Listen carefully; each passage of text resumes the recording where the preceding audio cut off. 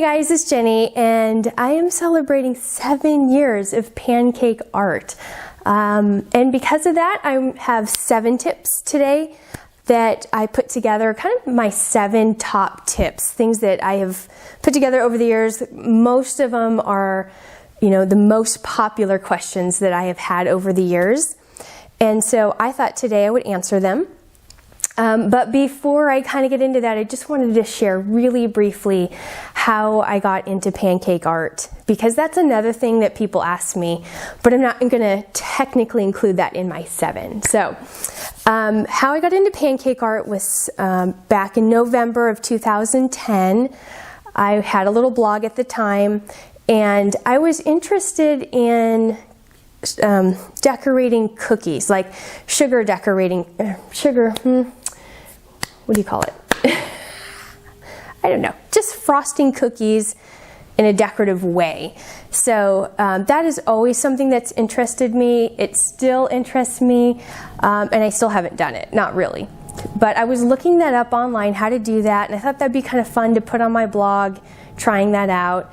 And I ran across pancake art, and at the time there was only like 3 other people doing pancake art, and so that would be like, I'd be number 4, and I'm sure maybe there were other people, I just didn't know of any others.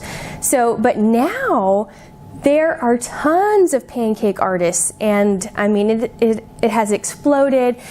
And there's some awesome ones out there, really awesome pancake artists. But at the time there wasn't very many, and I had seen it on my way of trying to find out how to decorate cookies. And I just loved it, because I don't know how many of you guys know that I'm also an artist. I love to draw, I love to paint, I love photography. And so the idea of taking pancake batter and drawing with it was just like amazing. And I really love layering things. So if you've been around on my channel for a while, you'll know that I create everything in layers, because when you put things in layers, you can make something that was originally really simple into something that looks really awesome just by layering it. So the idea of layering to me is fascinating. So pancake art was something I thought about all weekend long when I had first ran into it. And I thought, I have just got to try this. So I gave it a try, and my first attempts are so bad. Pancake art, so bad.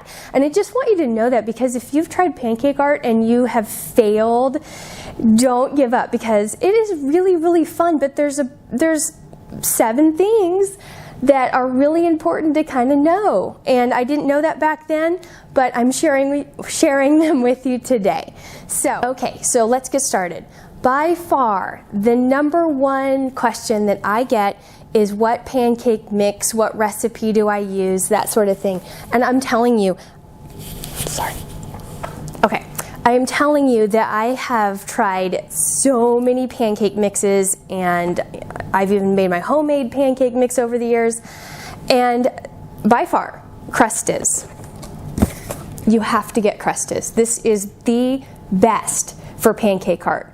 Nothing I have tried has ever been better than Crustas. And so I can buy this at Walmart, but for a while I couldn't. I don't know, Walmart didn't carry it, so I had to buy it online in this giant 10-pound bag. So I will link that below, where you can get it on Amazon. If you can't seem to find it anywhere else, Amazon's a great place to find it. But anyway, by far, this is the best mix for pancake art. Okay, the second question I get asked a lot is, what food coloring do I use? And I'm going to say I've used, I think, everything there is to use. However, I have a favorite, and which would be Americolor. Nothing, in my opinion, is better than Americolor. It is the best. It comes out of the squeeze bottle. I don't have to use a toothpick to get it out. I just squeeze it out. It seems like it's not chunky also. It just comes out really smooth. It has a strong color also. So those are really good reasons, right? Okay, number 3, my third tip is, where do I get my Squirt bottles? These are just condiment bottles, and I get mine at Walmart. There's a kitchen gadget aisle, and these are usually 98 cents. That's it. I know you can get them. I bought some at Sam's Club before, and I know you can get condiment bottles on Amazon. I personally have never done that on Amazon. I bought any, so I really don't want to recommend any specific ones on Amazon, but they're just condiment bottles. That's it. Okay, number 4 is, can I use a pan? What griddle do I use? Just all about the cooking utensil. So, or I don't know, cooking device. Anyway, I gotta be honest here. I have never tried Pancake Art in a pan. I think you could do it, but it would be challenging. And the reason I'd say it's challenging is that with Pancake Art, you really shouldn't have your griddle on any higher than 200 degrees. That's it. Otherwise it will start browning your pancake and ruining the colors. So off, warm, or 200 degrees. That's where I keep my griddle. You can't really control a pan, but someday I want to give it a shot. I just want to be able to say yes or no for sure. But I think it's going to be a little bit difficult to do Pancake Art in a pan. But griddles, I will say that I have tried only 2 brands, or at least I've only owned 2 brands. So I really don't have a wide variety to recommend or not recommend. So all I can say is I have had many actually rival griddles. Those are the cheap ones at Walmart, and I have changed my opinion about them over the years. So originally I thought they were just fine, but they really don't cook consistently, and that is really important with Pancake Art because you need it to be a consistent temperature.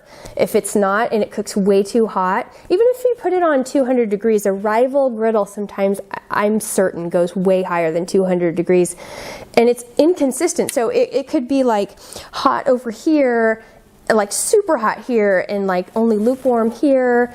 It's just, that is not going to work very well. So I have 2 Presto griddles that I've had over the last 7 years, and I recommend Presto. That's my favorite.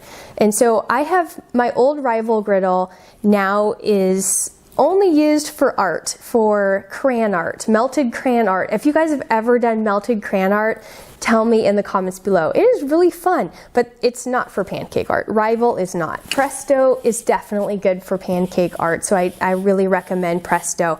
I can't really recommend anything else because I haven't tried anything else. If you have an older griddle, it is going to have, without you realizing it, kind of a brown residue on the griddle. And so that residue will come off onto your Pancake Art. So for me, I need to, this is my second Presto griddle. It would probably be honestly like my 6th Presto griddle, with the exception of the fact that I have had a lot of rival griddles over the years. So my first griddle was Presto, then I had a whole bunch of rival griddles, and now I'm back to Presto. I have to keep getting a new griddle every so often because there will be a buildup of just pancake oil and grease and stuff like that, and that will ruin your pancakes. So that was my other tip I wanted to say concerning griddles. Okay, my 5th tip is how to divide the pancake batter up to color it, and I always use plastic cups. If you look at them, they're squishy. You can kind of squish them, and that's pretty nice for being able to squish into, you know, a plastic bottle. Put on the lid, and you're ready to go. Okay, number 6 is use a mixer. Please use a mixer. You will regret if you don't use a mixer. And I think to mix up the batter, it will get clumpy. And if you have clumpy batter and it's coming through a squirt bottle, it's going to get stuck. And you know, using a mixer is not going to get out all the clumps, but it will get out a lot of clumps. And I know that that goes against traditional popular comments about making pancake mix. You know, in normal pancakes you want to have some lumps, and I don't know why, but it just makes the pancakes really good. But in Pancake Art, you really don't want any clumps. That will just ruin your bottles, your squirt bottles. So please use a mixer. My number 7 is, can I use Pancake Art with little children? And the answer is yes. They love it. They love it. I have never done Pancake Art with boys or girls that didn't love Pancake Art. Everyone loves Pancake Art. I mean, I'm talking, I have done demonstrations really from preschool age all the way up with adults. And everyone loves it, everybody. So if you have a party that you need to do, or sleepover with friends, and you need to have some kind of activity, usually Pancake Art, unless they're really young, lasts about an hour. So if you want to fill an hour, that's a really good way to do it. And always, every time I do Pancake Art, everybody uses up the last drop of batter because it is so much fun.